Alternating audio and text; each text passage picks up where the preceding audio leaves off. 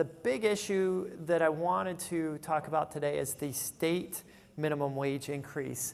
So January 1st, 2018, it went up to $11 an hour for the large employers. So that's 26 or more employees. Now, if you're working or have employees in any of these other Southern California local cities, the local city minimum wage will apply, and you have to apply the more restrictive minimum wage. And I'll talk about some pitfalls, though, with that here in the next couple of slides. We still have to keep our eye on the state minimum wage for a number of reasons. And this slide is small because I'm also including paid sick leave. As a reminder, we don't have any new paid sick leave requirements that came out in 2018, which is the good news. But I want to keep everybody's eye on that issue and not forget about the paid sick leave requirements.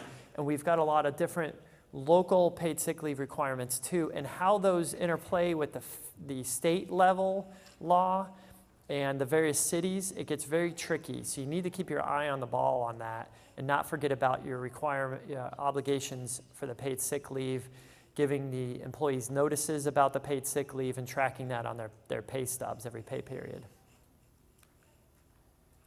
Okay, so California state minimum wage here, January 1st, 2018, bumped up to $11 per hour for large employers and $10.50 an hour for smaller employers. And then we're going to see this dollar increase going forward up until 2023, and then it will be indexed to inflation at that point. So now you're saying, well, I'm in Los Angeles. Why do I have to care about the state minimum wage? Well, there's a number of reasons. Some of the problems here, too, with the state minimum wage, with this large and small employer, distinguish what level you have to pay. We see this a lot in the local laws, too, coming out. The state law is not clear on how to do the calculation of who one counts as an employee and what time period do you look at to make that determination if you come into this 26 or more employee threshold. So it's something, if you're right on the threshold, to keep your eye on and either make sure you don't ever cross over to 26 or more employees, or if you're close and you go back and forth over that number,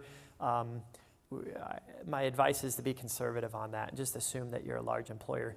So, and then the other issue too is who's considered the employee. Independent contractors, make sure you have them properly classified. If you've got them misclassified, it could go into this count number for the number of employees for which minimum wage applies to you. Now the big issue, the underlying kind of a hidden issue, is the state minimum wage that we're looking at right now. This is the standard that sets the salary that employers have to pay for their exempt employees. So for a lot of the white collar exemptions, you have to pay 2 times the state minimum wage as a salary to qualify as an exempt employee. So basically for the large employer, now with the higher minimum wage in 2018, that salary needs to be at least $45,760 per year to qualify as an exempt employee. Any questions on the exempt, non-exempt status? I know we went over that the last couple of years, but I can go back over that again if anybody wants me to. But at the bare minimum, to meet the exemption, they have to be making at least $45,760 to be an exempt employee. If you don't pay your exempt employees that level of salary, if you're a large employer, you've got to pay overtime. I'll skip through this slide. There's another issue if you're an employer, though, if you've got 25 or less employees and you're fluctuating up and coming back down and going over that threshold, how do you have to change this on a pay period by pay period basis, the minimum wage? There's a lot of unanswered questions on that. So again, if you're in that case, my default advice is just to assume that you're a large employer and pay the higher minimum wage. And also, your threshold salary, too, for your exempt employees is going to change based on that. So you need to be careful about that as well. Now, the minimum wage increase, one thing to keep your eye on, too, the notice to employees. It's that 2-page document that the labor commissioner has published, the form template. I have a link to it here. can't really read it in the blue, but when you have the slides, you click on that, it'll take you to the Labor Commissioner's website. It's a fillable PDF that you can use. You need to be giving this to all of your employees. And a lot of employers will pre-populate the form. It lists the rates of pay. You have to list the rates of pay on that form for the employees.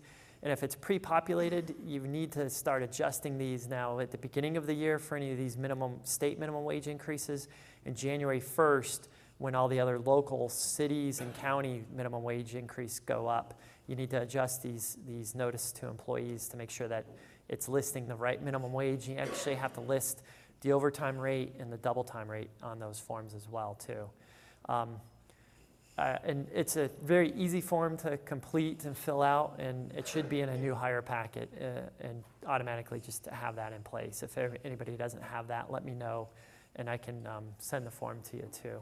Yeah, could you send us a form, please? Sure, I can send that around.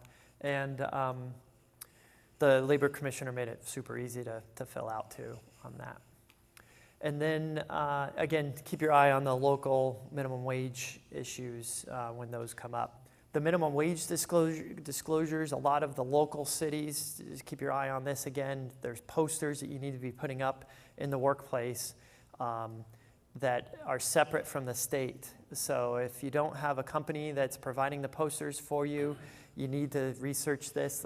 The good thing about it, the cities are being very proactive and putting these posters on the internet. You can download them and usually just print them on a normal piece of paper and post them. Super easy to comply with. But double check to make sure you're putting up the right posters and you have all the posters up for each city too. So I've got some links to these in Southern California here, common ones, but keep your eye on that. So just some good practices. Again, double check the notice to employees to make sure that that's compliant. You're keeping that up to date for all of your new hires. Contacting payroll company to make sure that they're putting the new rates in place. I've seen a lot of employers get caught by this, assuming their payroll company is going to automatically update the minimum wage rates. They don't.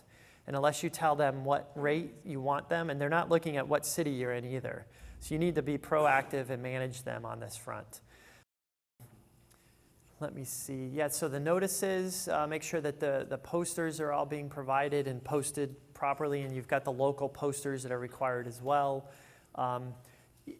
Be proactive about communicating the minimum wage increases to employees, and when it's changing, give them advance notice and talk about those issues instead of just letting it go through. I usually like to see when the employer's giving them advance notice so they'll see the change in their paycheck so they don't have any questions after the fact. And then really, it comes down to, I get this question a lot, what can we do with the increased minimum wage? You need to set up a good timekeeping policy. Keep your eye on overtime. And as a reminder, employers can limit employees' use of overtime and say it has to be approved before they use it. Now, if the employee works overtime and they didn't get it approved, you can discipline the employee for it. You still have to pay them, but you can discipline the employee for not getting approval to work that overtime. And I would start documenting that disciplinary procedure too. So if you see an employee abusing the overtime, working a lot of overtime, getting paid for that, have documentation in the personnel file. Like if this happens again, you could be terminated. If it happens again, so the last warning, if it happens again, you're going to be terminated. Have that in the personnel file. And that's one way to manage these increased costs for minimum wage.